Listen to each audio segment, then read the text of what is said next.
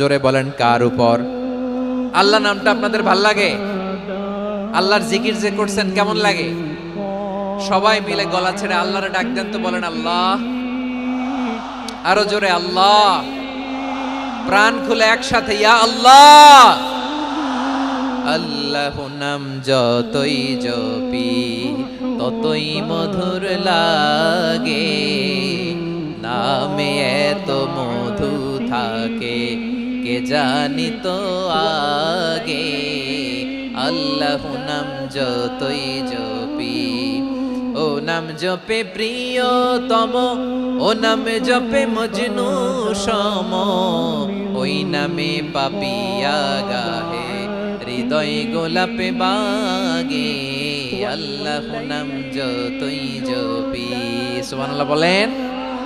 আল্লাহর নাম এত মধুমাখা নাম, এত জাদুমাখা নাম, সব নবীরা এই নামের জিকির করেছেন, সব আল্লাহর ওলিরা এই নামটি জপেছেন। এজন্য এই নাম জপলে হৃদয় শান্ত করে দেয় কে? এজন্য আওয়াজ করে আল্লাহরে আবারও ডেকে বলেন ইয়া আল্লাহ। বিশ্বনবী বললেন ঈমান মানে আন তুমিনা বিল্লাহ, আল্লাহর উপর ঈমান আনবা, ওয়া মালাইকাতিহি ফেরেশতাদের উপর ঈমান আনবা, ওয়া কুতুবিহি আল্লাহর পাঠানো কিতাবের উপর ঈমান আনবা, ওয়া রুসুলিহি রাসূলের উপর ঈমান আনবা, ওয়াল ইয়াউমিল আখিরি শেষ বিচারের প্রতি ঈমান আনবা, ওয়া তুমিনা বিল কদরি খাইরিহি ওয়া শাররিহি আল্লাহর দেয়া তাকদীরের উপর ঈমান আনবা। ঠিক কিনা বলেন? তাহলে এই 6টা মৌলিক বিষয়ের উপর বিশ্বাসকে বলে ঈমান। আল্লাহ ওই ঈমানদারদেরকে পছন্দ করে যাদের ঈমান এরকম মজবুত। আল্লাহ বললেন ওয়াল মুমিনিনা ওয়াল মুমিনাতি, ঈমানদার পুরুষ এবং নারীরাও আমার কাছে বড্ড প্রিয়। তাহলে আমার প্রিয় ভাইয়েরা, ইসলাম যেমনি বুঝেছেন সারেন্ডার, ঈমান মানে হচ্ছে বিশ্বাস, বিশ্বাসের স্বীকৃতি। এই বিশ্বাস না থাকলে ওই মানুষের কোনো দাম নাই। ঈমান ছাড়া নেক আমলের কোনো দাম নাই। ঈমান হলো সংখ্যার মতো, নেক আমল হলো শূন্যের মতো। বুঝে থাকলে উত্তর দেন, ঈমান কিসের মতো? কথা বলে না, বুঝে নাই বোধহয়। ঈমান কিসের মতো? সংখ্যা। আর নেক আমল শূন্য। আচ্ছা, আপনি ঈমান আনেন না, ঈমান ছাড়া খালি নেক আমল, তাহাজ্জুদ, নামাজ, রোজা, জিকির, আজকার, এক এক ইবাদতের কারণে খালি শূন্য পাইতেছেন। শূন্য পেতে পেতে পেতে পেতে হাজারটা শূন্য। এটার কোনো দাম আছে? কথা কয় না, দাম আছে। কিন্তু আপনি ঈমান আনার পর একটা সংখ্যা পেয়ে গেলেন, এক। এবার নেক আমল করলেই একের পাশে শূন্য বসে গেলে কত হয়? 10। এবার আবার দান করলেন, আরেকটা শূন্য পাইছেন, কত হইছে? এবার আল্লাহর কোরআনের তেলাওয়াত করলেন, আরেক শূন্য, কত হইছে? এবার জিকির করলেন, আরেক শূন্য, কত হইছে? আবার ভালো কাজ করলেন, আরেক শূন্য, কত হইছে? এখন যত সৎকর্ম নেক আমল করেন, শূন্য যত বাড়ে, এটার দাম আছে না নাই? এজন্য আমার প্রিয় ভাইয়েরা, ঈমানের দাম সবচেয়ে বেশি। ঈমান হলো সফলতার মাপকাঠি।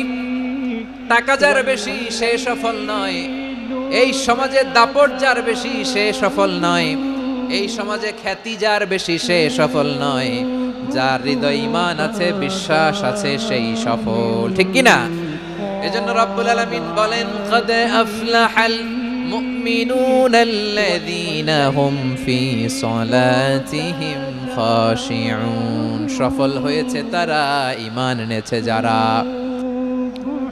আমার প্রিয় ভাইয়েরা, এই ঈমান হলো সফলতার মাপকাঠি। এই ঈমান হলো বিজয়ের পূর্ব শর্ত। ইসলামের বিজয় আমরা বাংলাদেশে চাই কি চাই না? আওয়াজ করে বলেন।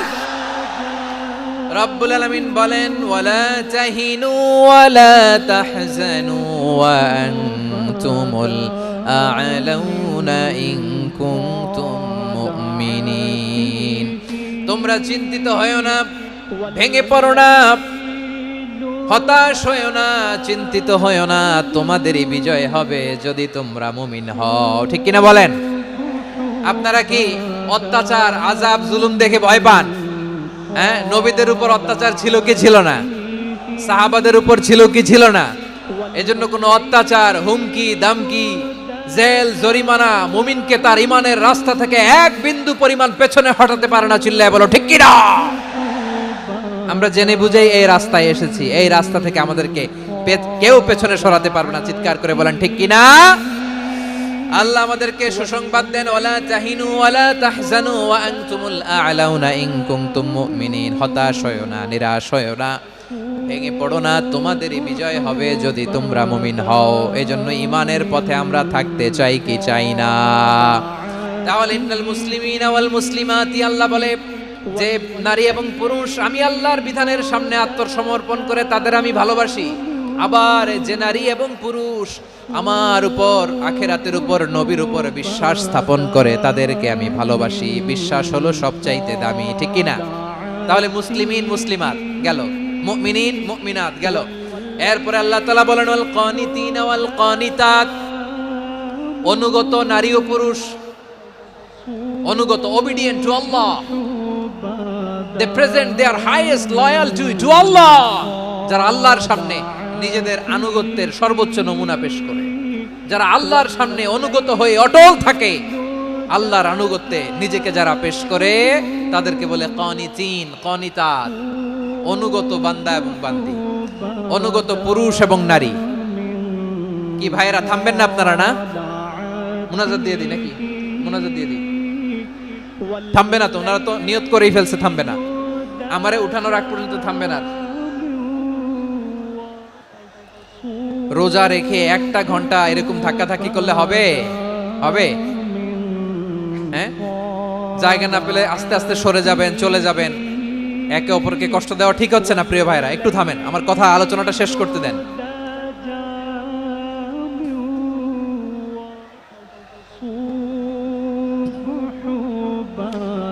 ওয়াল কানিতিনা ওয়াল কানিতাত, অনুগত বান্দা বান্দীদেরকে আল্লাহ বড় ভালোবাসেন। আল্লাহ বলেন হাফিজু আলাস সালাওয়াতি ওয়াস সালাতিল ওয়াসতা ওয়া কুমু লিল্লাহি কানিতিন, তোমরা নামাজগুলোকে যত্নের সাথে আদায় করো, বিশেষ করে মধ্যম নামাজ, আসরের নামাজ। আর আমি আল্লাহর সামনে যখন দাঁড়াবা, আমি আল্লাহর সামনে যখন দাঁড়াবা অনুগত হয়ে দাঁড়াবা। আল্লাহর সামনে নামাজে যখন দাঁড়াবো অনুগত হয়ে দাঁড়াবো। অনুগত, আনুগত্যের সর্বোচ্চ টুকুন আমরা আল্লাহর সামনে পেশ করব। কেমন করে নিজের আনুগত্য প্রকাশ করতে হয় প্রিয় ভাইয়ের, আসুন বিষ্ণু ঈসা ইসলামের জীবনী থেকে দেখি। আল্লাহর হাবিব রাহমাতাল লিল আলামিন কেমন করে তিনি আল্লাহর সামনে আনুগত্য পেশ করতেন। আম্মা জানা আয়েশা রাদিয়াল্লাহু তাআলা আনহা বলেন কানা ইয়াকুমু মিনাল লাইলি হাত্তা তাতাফাত্তারা কদামা, আমার নবী তাহাজ্জুদের জায়নামাজে যখন দাঁড়াতেন এত লম্বা সময় দাঁড়িয়ে দাঁড়িয়ে তিনি কিয়াম করতেন, কেরাত পড়তেন। দাঁড়িয়ে থাকতে থাকতে থাকতে থাকতে আমার নবীর বরকতপূর্ণ, আমার নবীর মোবারক পা দুটো এরকম ফুলে যেত। আমার নবীর পা গুলো ফুলে যেত দাঁড়িয়ে থাকতে থাকতে, বিষ্ণু ঈসা ইসলামের পা ফুলে যেত। আম্মা জান আয়েশা এটা খেয়াল করতেন। খেয়াল করে বলতেন ইয়া রাসূলুল্লাহ কদ গফারাল্লাহু লাকা মা তাকদ্দামা মিন যামবিকা ওয়া মা তাআখার, ও নবী নিজের দেহের উপর কেন এত কষ্ট দেন? কেন রাত জেগে এরকম তাহাজ্জুদের জায়নামাজে দাঁড়িয়ে থাকতে থাকতে পা দুটো আপনার ফুলে যায়, কেন কষ্ট করেন? আল্লাহ কি বলে নাই ও নবী আপনার আগের গুনাহ মাফ, পরের গুনাহ মাফ? আসলে বিশ্ব নবীর কোনো গুনাহই নাই, নবীরা মাসুম হয়, নিষ্পাপ হয়। তারপরে বিশ্ব নবীর মর্যাদা স্ট্যাটাস বোঝানোর জন্য আল্লাহ বলেন নবী আপনার আগের পরের সব গুনাহ আমি আল্লাহ মাফ করে দিলাম। আম্মা জানা এসে বলে না নবী আগের গুনাহ মাফ, পরের গুনাহ মাফ, আপনি মাসুম নিষ্পাপ, তারপরেও তাহাজ্জুদের জায়নামাজে কেন এত কষ্ট করেন?